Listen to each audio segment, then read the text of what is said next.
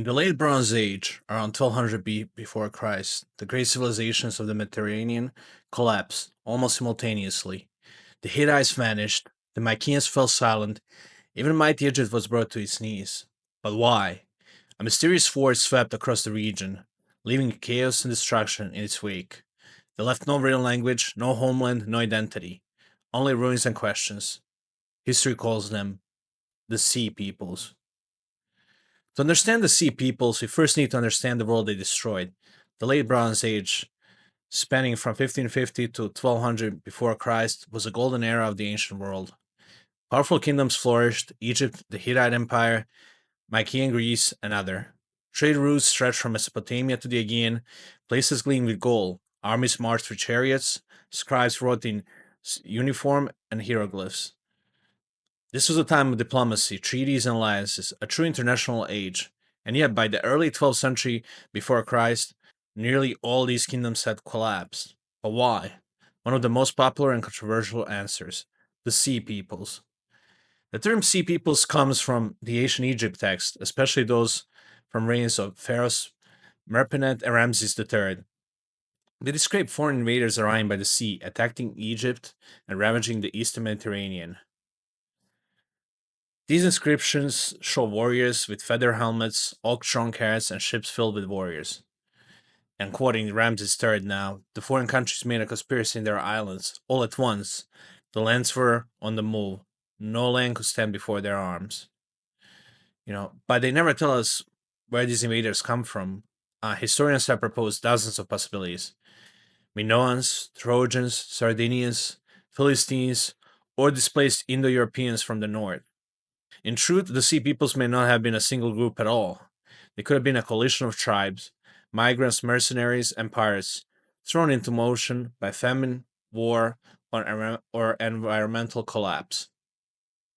What we do know is that the cities burned, entire regions were depopulated.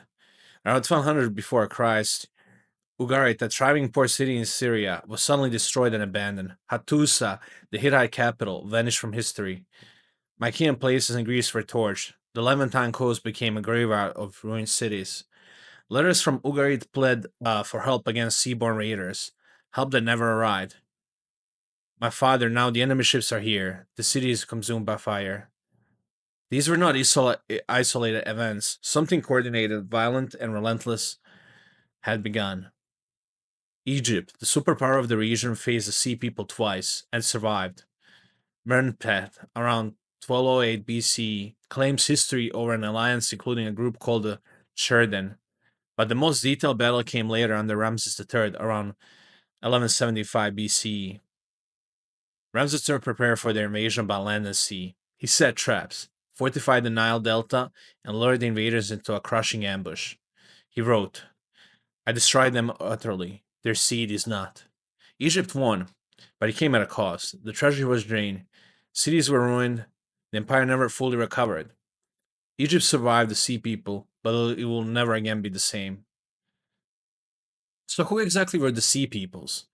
Egyptian records list names like the Sheridan, Shelklesh, Luca, Pelest, and Denian, possibly clues to their origins. The Sheridan might be connected to Sardinia, Sheklish to Sicily, Luca to Lycia, Denian to the Danes, or a Homeric name for Greeks, and the Pelest, most scholars believe they became Philistines of the Bible. Archaeology supports this. In the ancient Philistine cities like Ashkelon, Ekron, and Gath, we find Aegean style poetry, architecture, and diet. They brought pigs, new grains, and distinct cultural markers. These were just these weren't just raiders, they were settlers. They arrived, burned cities, and replaced the old with something new. So why did the Sea People attack? What triggered the migration of these mysterious people? Historians suggest multiple overlapping causes: a perfect storm, climate change, three-ring data and pollen analysis suggest a drought struck the eastern Mediterranean, famine. Hittite records show food shortages and even letters begging Egypt for grain. Earthquakes. A wave of seismic activity may have shattered city walls across the region. Internal rebellion. Many cities may have fallen from within, not just by external attack. Collapse of trade. As networks broke down, economies crumbled, displaced peoples took the sea in desperation. The sea peoples may not have been the cause of the Bronze Age collapse, they might have been a symptom, desperate survivors of a dying world. When the storm passed, the ancient world was forever changed. The Hittites were gone, Mycenaean people were abandoned, Ugarit vanished, only Egypt limped on, bruised and bleeding. Out of the ashes rose new powers. In Greece, the Dark Ages began. In Canaan, the Philistines rose, eventually clashing with the new people, the Israelites.